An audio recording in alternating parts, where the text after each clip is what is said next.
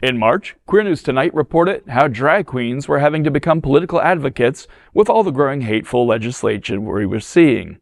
Number 14 of 23, drag race queens slam silent allies over anti-trans, anti-drag bills. Silent support is no longer enough. Trans people and drag artists have always been at the forefront of fighting for LGBTQ+ rights, and the same thing is happening once again in 2023. With hundreds of new pieces of transphobic and anti-drag legislation being introduced, voted on, and even passed by conservative politicians, high-profile stars of RuPaul's Drag Race are fighting back and urging those who call themselves allies to take a firm stand in defense of the LGBTQ+ community. Tennessee has become the first state in the U.S. to pass a bill with significant restrictions to drag shows. Unfortunately, hundreds of similar bills are being brought up in other states. CPAC speaker Michael Knowles has given a dangerously transphobic call to action, saying, quote, transgenderism must be eradicated, end quote. This has ignited fury and fear within the LGBTQ+ community. Even though some queer people are already starting to fight back, many are also calling upon our allies to stand with us in this fight. Drag race queens like the Jinkx, BenDeLaCreme, Bianca Del Rio, and others are appealing to people to raise their voices in support of the LGBTQ+ community.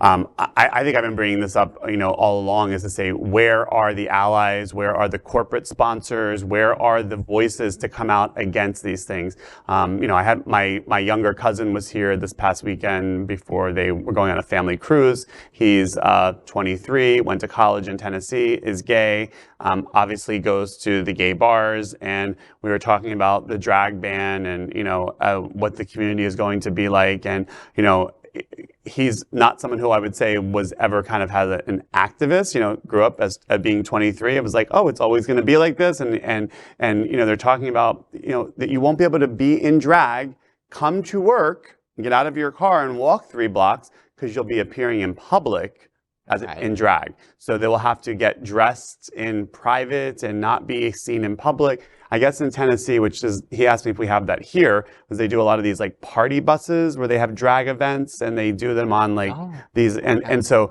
he's like, well, those won't be impacted because they're self-enclosed. And I was thinking, so what, we're gonna push us into trains and vehicles? It's impossible to believe that this is challenged in that scenario that you just did, that separate but equal clause in the Constitution, First Amendment clauses in the Constitution will not challenge and ultimately take on Tennessee. But the fact is, we're going to have to go through the process to prove that. Right. Yeah. Well, and that's a good point about the First Amendment, because at what point is drag in their definition?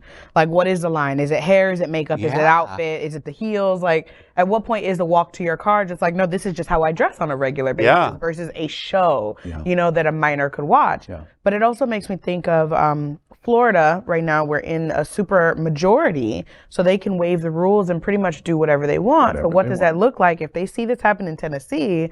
For them to catch an idea and do it here, and what happens to Palace, on South Beach, or Twist, or all these places where, the street is a part of the show. Yeah. The public is a part of the show. And what about interpretation? Because say I'm walking down the street in Tennessee, they may interpret me as a drag queen. Right. I get people that come up to me and say, oh, where do you perform? Because right away they assume that I'm, a drag performer at a club. Right. So, how would that impact just the trans community? Right. And this thing about, this attack on our community, the trans community and the drag community. The trans community, we're less than 1% of the world population. Let's attack 3-year-old children. The trans community requires our defense. Yeah. It just simply does.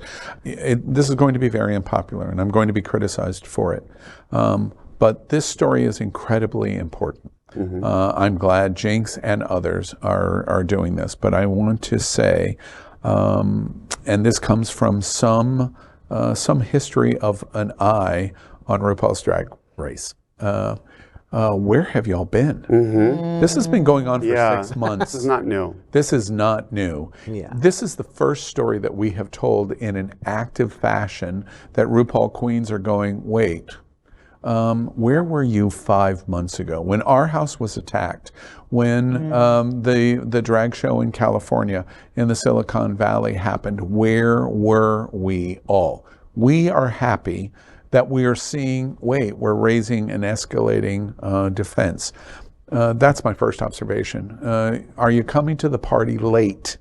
Because this party is not a very good party for you to join, but your voice is incredibly needed because of the people who follow and pay attention to you, especially in the entertainment industry. If you can get at a table at the Emmys, there are people at the Emmys that are way more powerful than the drag queens at RuPaul's Drag Race that will pay attention and then start to voice opposition to what we're watching, to drag queens, the trans community, etc.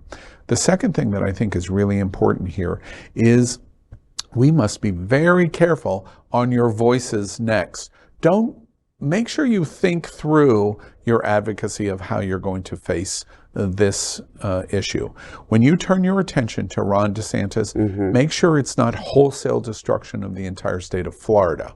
Yes. I just had this conversation with the mayor of Fort Lauderdale just today. Broward County is different than Sarasota County.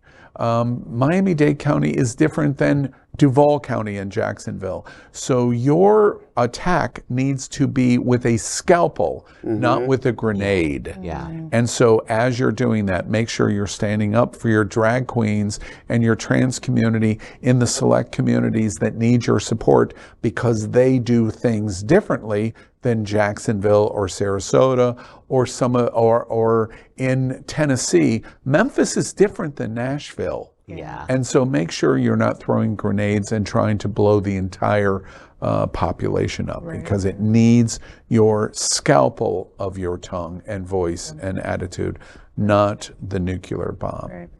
And I think to that point in transitioning into our next story is also make sure anybody coming from out of town is having conversations with people in Florida about what it is that we need and how you can support and what is going on. Because arguably, I'd say that immigrants were the first people that warned us about DeSantis. When his campaign ads were showing him building a wall with his kid, immigrants were the one that were like, this guy is terrible. Yeah. It's terrible, it's dangerous, we need to do something. Dangerous. So let's pay attention to the folks that are here in the state and experiencing this.